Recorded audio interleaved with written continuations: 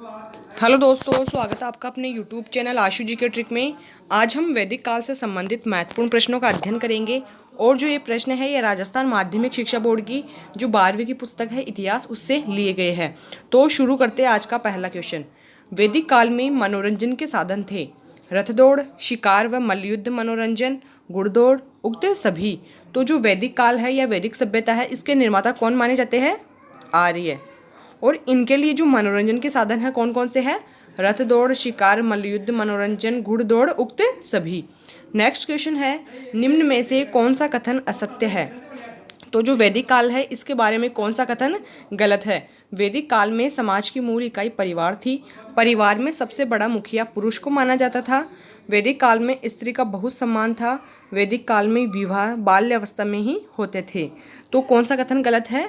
वैदिक काल में विवाह बाल्यावस्था में ही होते थे। यह कथन बिल्कुल ही असत्य है, क्योंकि जो वैदिक काल है इसमें जो विवाह होते थे वह सही उम्र में होते थे।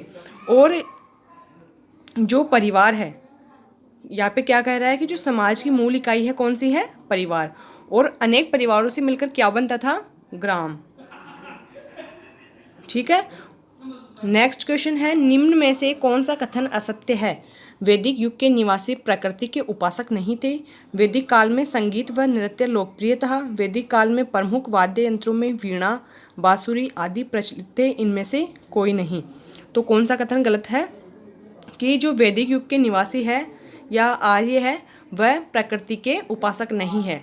तो ये बिल्कुल असत्य है, क्योंकि जो वैदिक निर्माता है या आर्य है वह प्रकृति की पूजा करते थे। और जो वैदिक काल में प्रमुख वाद्य यंत्र वीणा, बांसुरी है, इनके अलावा कौन कौन से यंत्र हैं? शंख, झांझ, मृदंग आदि भी इस समय प्रचलित थे। नेक्स्ट क्वेश्चन है, वैदिक शब्द विद धातु से बना है जिसका अर्थ होता है।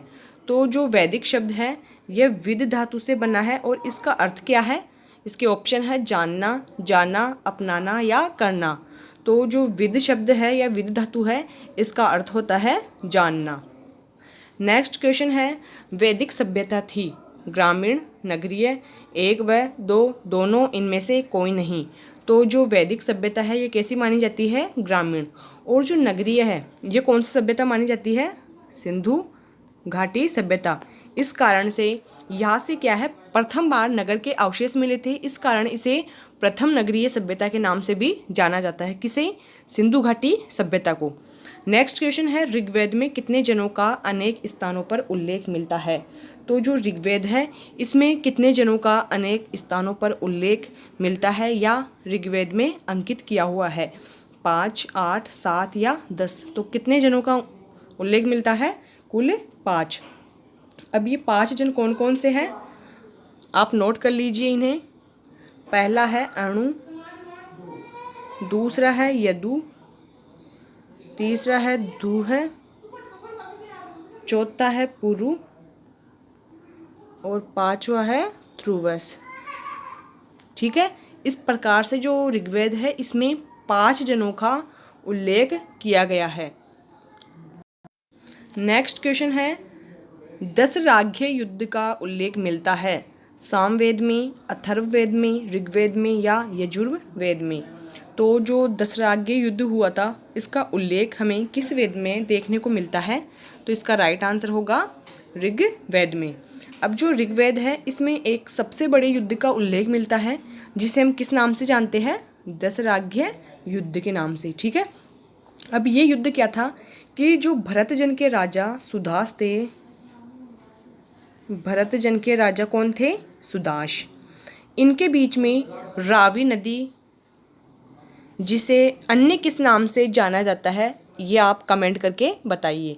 तो रावी नदी के तट पर 10 जनों के राजाओं के साथ युद्ध लड़ा गया था जिसमें विजय किसकी हुई थी? राजा सुदास की। राजा सुदास की। और किसके बीच में युद्ध हुआ था? 10 जनों के राजाओं के बीच में। इस कारण से इसे दशराग्य युद्ध के नाम से जाना जाता है। अब ये युद्ध क्यों हुआ था?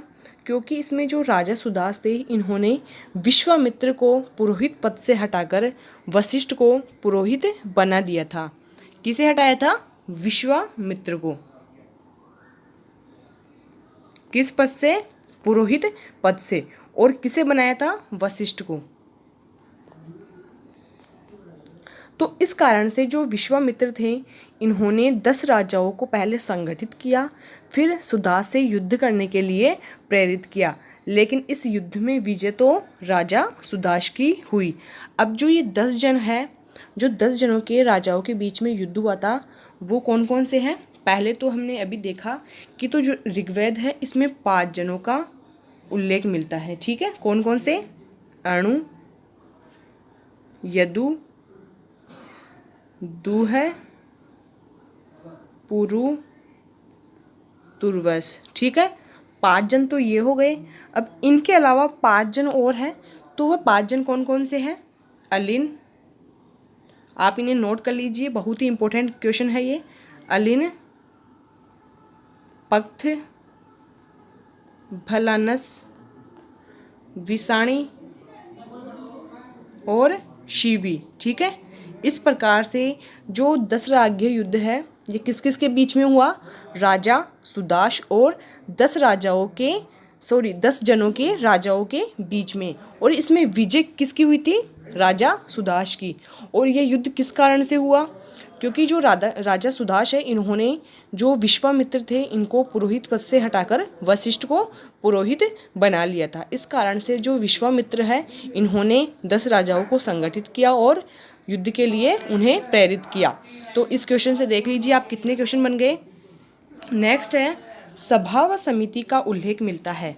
तो जो सभा और समिति है, इसका उल्लेख कौन से वेद में देखने को मिलता है? ऑप्शन है ऋग्वेद में, अथर्ववेद में, एक व दो दोनों, या सामवेद में। तो जो सभा और समिति है, इसका उल्लेख ऋग्वेद और अथर्ववेद दोनों में ही मिलता है। और जो अथर्ववेद है, इसमें सभा व समिति को क्या बताया है? प्रजापति की 2 पुत्रियां या युक्तियाँ।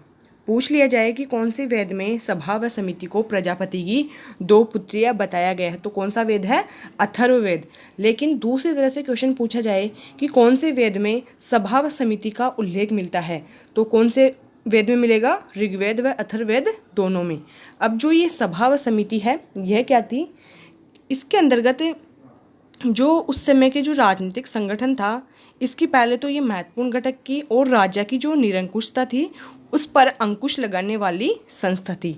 और इसके अंतर्गत जो विद्वान थे, इनके अनुसार इनका क्या मानना है कि जो समिति है यह एक आम जन प्रतिनिधि सभा है, जिसमें महत्वपूर्ण राजनीतिक एवं सामाजिक विषयों पर विचार होता था। और समिति की जो बैठकें थी, इसमें राजा भी भाग लेता था। तो जो समिति है, इसकी जो बैठकें होती थी, इसमें कौन भाग लेता था? राजा भी भाग लेता था। ठीक है, और समिति की तुलना में जो सभा है वह छोटी संस्था थी, जिसमें ज्येष्ठ या विशिष्ट व्यक्ति ही भाग लेते थे। ठीक है, तो जो बड़ी संस्था मानी जाती है कौन सी है? समिति, और छोटी सभा। लेकिन जो सभा है यह विशिष्ट, या ये मान लीजिए कि जो राज्य के सबसे बड़े आदमी थे या बुजुर्ग थे, अनुभवी व्यक्ति थे, उनकी सभा होती थी। और जो जनसाधारण होते थे उनके लिए समिति होती थी। ठीक है, सभा कैसी होती थी? अनुभवी, वरिष्ठ एवं प्रतिष्ठित व्यक्तियों की संस्था, जो राजा को क्या करती थी? परामर्श एवं न्याय कार्य में सहयोग करती थी। नेक्स्ट है बौद्ध ग्रंथ के अंगुत्तर निकाय में कितने महाजनपदों का उल्लेख मिलता है? तो जो बौद्ध ग्रंथ का अंगुत्तर निकाय है, इसमें हमें कितने महाजनपद देखने को मिलते हैं? इसके ऑप्शन है 16, 18, 20 या 12। तो बौद्ध ग्रंथ में कुल 16 महाजनपदों का उल्लेख मिलता है। अब इसके बारे में भी डिटेल से बताती हूँ कि जो महात्मा बुद्ध है, इनके समय में जनपद थे, उनका पूर्ण विकास होने लगा था। तो जो महाजनपद है, इससे पहले क्या थे? जनपद। ठीक है, जो और राज्य की जो कल्पना जातीय के बजाय भौगोलिक हो गई थी। और इसके अंतर्गत जनपद जो जनपद थे, इनके साथ ही स्थापना के साथ विस्तार के लिए आपस में संघर्ष होने लगा। तो क्या कहना चाह रहे हैं कि जो महात्मा बुद्ध है, इनके समय में जो जनपद थे, जनपद किससे पूर्व थे? महाजनपदों के पूर्व। ठीक है, इनका पूर्ण विकास होने लगा था। और जो जनपद थे, इनकी स्थापना के लिए या विस्तार के लिए सभी राजाओं में संघर्ष होने लगा था और जो निर्बल राज्य शक्तिशाली राज्यों में विलीन हो गए। तो जो संघर्ष हुआ जनपदों में, और एक वर्ग हुआ निर्बल राज्यों का, एक हुआ शक्तिशाली राज्यों का। तो जो निर्बल राज्य थे वह किस में विलीन हो गए? शक्तिशाली राज्यों में। इस प्रकार से जो जनपद थे इन्होंने किसका रूप ले लिया? महाजनपदों का। ठीक है, समझ में आ गया आपके कि जो महाजनपद थे इससे पूर्व क्या थे? जनपद। और जब जनपद में आपस में संघर्ष हुआ तो जो कमजोर जनपद थे इन्होंने शक्तिशाली जनपदों में अपना विलय कर लिया और इन्होंने किसका रूप ले लिया? महाजनपदों का। और महाजनपदों की संख्या कितनी है? कुल 16। नेक्स्ट क्वेश्चन है, निम्न में से अंग महाजनपद की राजधानी है। तो जो अंग महाजनपद है इसकी राजधानी कौन सी मानी जाती है? इसके ऑप्शन है चंपा, गिरिवर्स, वाराणसी या श्रावस्ती। तो जो अंग महाजनपद है इसकी राजधानी मानी जाती है चंपा। ठीक है, अब जो गिरिवर्स है इसे हम राजगृह भी है, गिरिवर्स और राजगृह है, यह दोनों किसकी राजधानी है? मगध की। और यह उस समय बहुत ही शक्तिशाली महाजनपद था। और जो वाराणसी है यह काशी की राजधानी है और जो श्रावस्ती है यह कौशल की राजधानी मानी जाती है। नेक्स्ट है, विराटनगर किसकी राजधानी है? तो जो विराटनगर है जिसे बैराट के नाम से भी जानते हैं, यह किसकी राजधानी है? किस महाजनपद की राजधानी है? इसके ऑप्शन है पांचाल, मत्स्य, कुरु या सुरसेन। तो जो विराटनगर है यह किसकी राजधानी मानी जाती है? मत्स्य की। ठीक है, अब जो पांचाल है यह किसकी राजधानी मानी जाती है?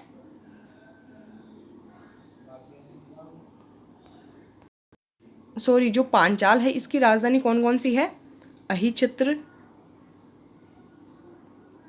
अहिछत्र व काम्पिल्य। ठीक है, और जो कुरु है इसकी राजधानी कौन सी मानी जाती है? इंद्रप्रस्थ। कुरु की राजधानी कौन सी है? इंद्रप्रस्थ। ठीक है, और जो सुरसेन है इसकी राजधानी है मथुरा।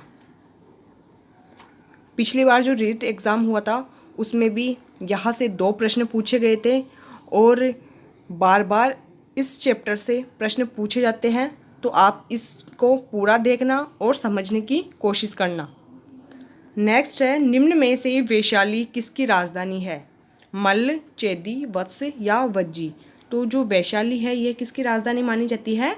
वज्जी की। ठीक है, अब जो मल्ल है इसकी राजधानी कौन सी है? कुशीनारा व पावा। कौन सी है? कुशीनारा व पावा। और चेदी की राजधानी कौन सी है? शुक्तिमती। शुक्तिमती। ठीक है, और जो वत्स है इसकी राजधानी मानी जाती है कौशाम्बी। वत्स की राजधानी कौन सी है? कौशाम्बी। नेक्स्ट है, महाभारत काल में मंत्री परिषद के कितने विभाग थे? 20, 16, 24 या 18। तो जो महाभारत काल है इसमें मंत्री परिषद के कुल कितने विभाग थे? 18। और जो महाभारत काल है इसमें कुछ गणराज्यों का भी उल्लेख मिलता है जिसमें अंधक, वृष्णि, कुकुर और भोज प्रमुख है। तो पूछ लिया जाए कि जो महाभारत काल है इसमें प्रमुख गणराज्यों का नाम कौन कौन सा है या प्रमुख गणराज्य कौन कौन से हैं? तो कौन कौन से हैं? अंधक, वृष्णि, कुकुर और भोज। नेक्स्ट क्वेश्चन है, निम्न में से कौन सी कंबोज की राजधानी है? राजपुर, तक्षशिला, उज्जैनी, पैदन्य या पोतान। तो जो कंबोज है इसकी राजधानी कौन सी मानी जाती है? राजपुर। ठीक है, और जो तक्षशिला है यह किसकी राजधानी है? गांधार की। और उज्जैनी किसकी राजधानी है? अवंती की। और जो पैदन्य या पोतान है यह राजधानी है अशमक्की। ठीक है, मैंने सारे जो 16 महाजनपद है इनकी राजधानी आपको बता दी है, तो आपसे अब इस प्रश्न में कोई भी गलती नहीं होनी चाहिए। नेक्स्ट क्वेश्चन है, निम्न में से किस ग्रंथ में लिच्छवी गणराज्य के लिए राजा शब्दोपजीवी संघ का प्रयोग किया है? तो जो लिच्छवी गणराज्य है इसके लिए कौन से ग्रंथ में किस शब्द का प्रयोग किया है? राजा शब्दोपजीवी संघ का। ठीक है, तो कौन सा ग्रंथ है? इसके ऑप्शन है महाभारत, अर्थशास्त्र, रामायण या इनमें से कोई नहीं। तो कौन सा ग्रंथ है जिसमें लिच्छवी गणराज्य के लिए राजा शब्दोपजीवी संघ का प्रयोग किया है? अर्थशास्त्र में। ठीक है, अब इसके अंतर्गत क्या है कि जो वहाँ का या लिच्छवी गणराज्य का प्रत्येक व्यक्ति है वह अपने राज्य का राजा समझता था और इसके लिए उपराजा, भांडरिक एवं सेनापति भी राजा की सहायता करते थे। तो दोस्तों, आज हमने वैदिक सभ्यता के 15 महत्वपूर्ण प्रश्नों का अध्ययन किया है और साथ ही में मैंने आपको स्रोत भी बताया है कि जो ये प्रश्न है मैंने RBSC 12 की इतिहास पुस्तक से लिए हैं और इसका अगला पार्ट आपको जल्द देखने को मिलेगा। और अगर आपको हमारा चैनल अच्छा लगा तो आप चैनल को लाइक, शेयर और सब्सक्राइब जरूर कीजिएगा। धन्यवाद दोस्तों।